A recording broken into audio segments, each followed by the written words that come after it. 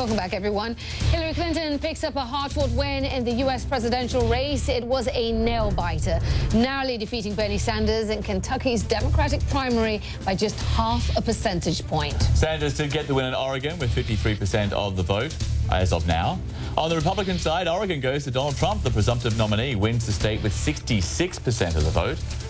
John Kasich and Ted Cruz follow, though they've both dropped out of the race, of course. And joining us here in L.A. is James Lacy, the author of Taxophornia and a Trump supporter. And in Sacramento, California, Republican strategist Bob Stutzman with the Stop Trump campaign. Rob, first up to you. The Trump campaign put out a statement, says it's now working with the party to actually start raising money. This is what they said. By working together with the RNC to raise support for Republicans everywhere, we are going to defeat Hillary Clinton, keep Republican majorities in Congress and in the states, and make America great again. Does that essentially signal the surrender of the Republican National Committee to the Trump campaign? Oh, yeah, what a relief to hear all of that. Well, look, the committee has surrendered several weeks ago after the Indiana primary, and I don't find a lot of fault with Chairman Priebus doing what essentially he's been elected to do, which is to put the apparatus of the party to use for the nominee of the party, and that's what he's doing. Obviously, though, throughout the Republican world, there remains a lot of hesitation, apprehension, if not outright defiance, to Trump as the nominee. All right, so let me ask you this, and James, to you. Does this now send a signal to major GOP donors that it's time to open up their checkbooks?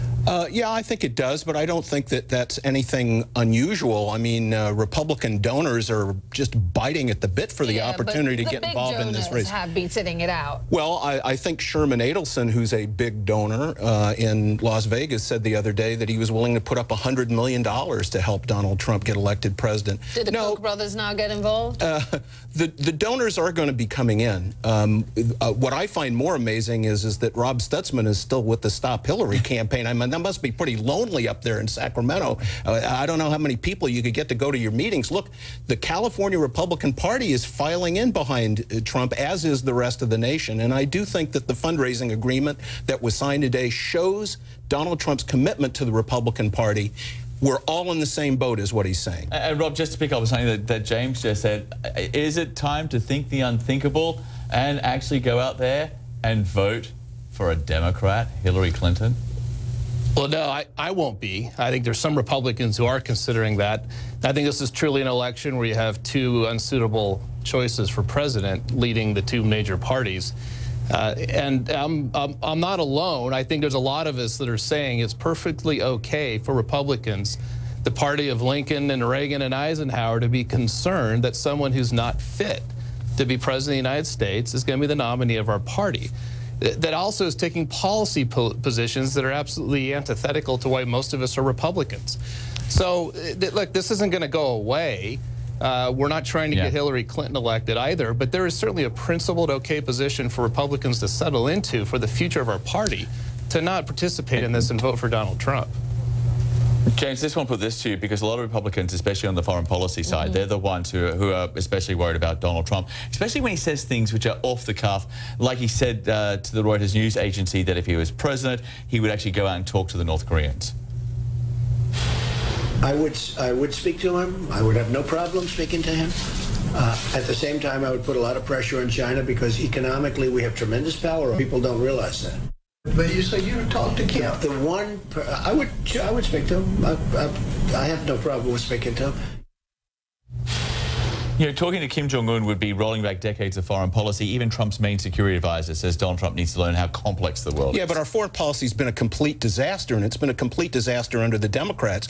You know, when Jimmy Carter ran for president in 1976, one of his campaign planks was to remove U.S. troops from South Korea.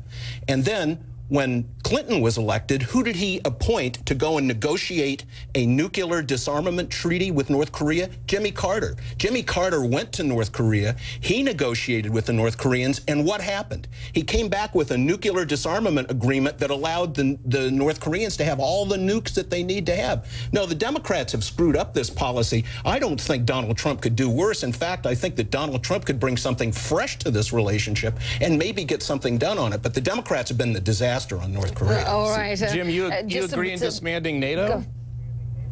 Should we disband Well, it's NATO? not. That's the position. No, it's not.